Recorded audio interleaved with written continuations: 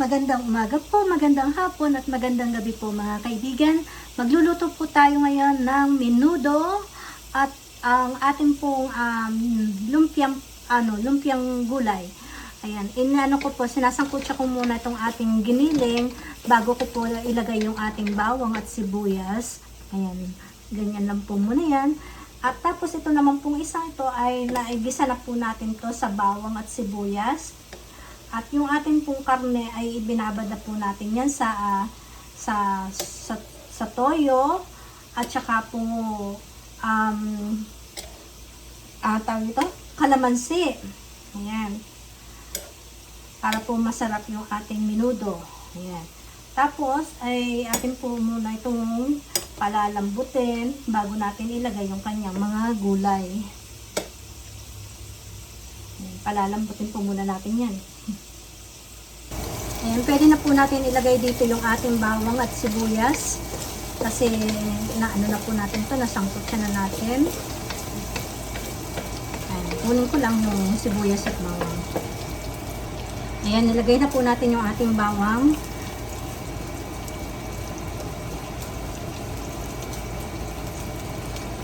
Medyo anuhin lang natin ng medyo brown ng konti.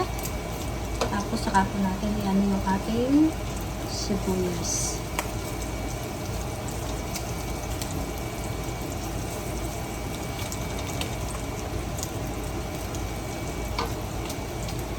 Yan, nilagay ko na din po yung ating sibuyas.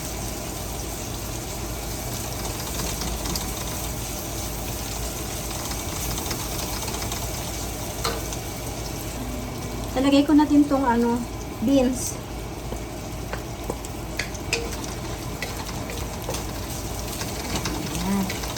Tapos, saka natin isunod yung iba pang gulay. Ayan, ngayon, ilalagay na natin lahat ng gulay at sabay-sabay na natin itong palalambutin. Meron tayo dito sayote, carrots, at saka po kamoteng baging. Tapos yung yung ating pasibol ay mamaya na po natin ilalagay. Pag po malambot na to.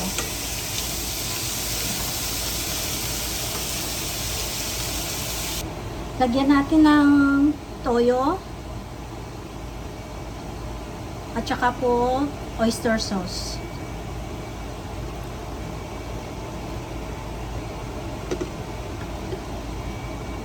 Ayan, siguro mga 2 ganito lang okay na.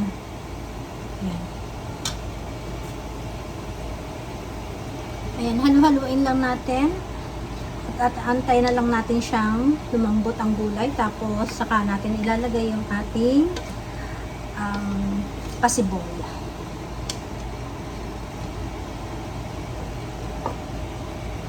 Ngayon, titingnan natin itong ating ulam.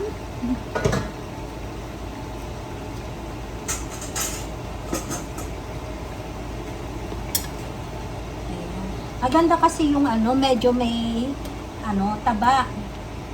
Kasi para maano siyang tingnan eh. Ayan. So, kulang pa po ito sa lambot. Palalambutin pa po natin ito ng maigi. Lagyan po natin ng konting paminta.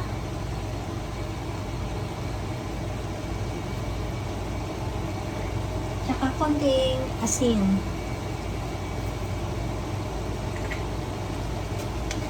Ayan, medyo malambot na po ang ating gulay.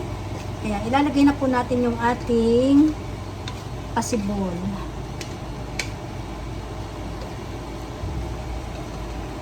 So ito po, ilagay na natin yung pasibol. Ngayon, kaya haluin po muna natin to. Tapos, palambutin lang din natin ng konti ang ating pasibol. At ito po ay tapos na. Ating lumpiang gulay.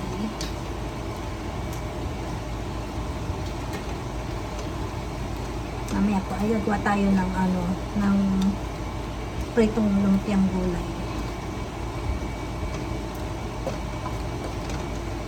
So, takpan po muna natin para lumambot yung ating pasibong.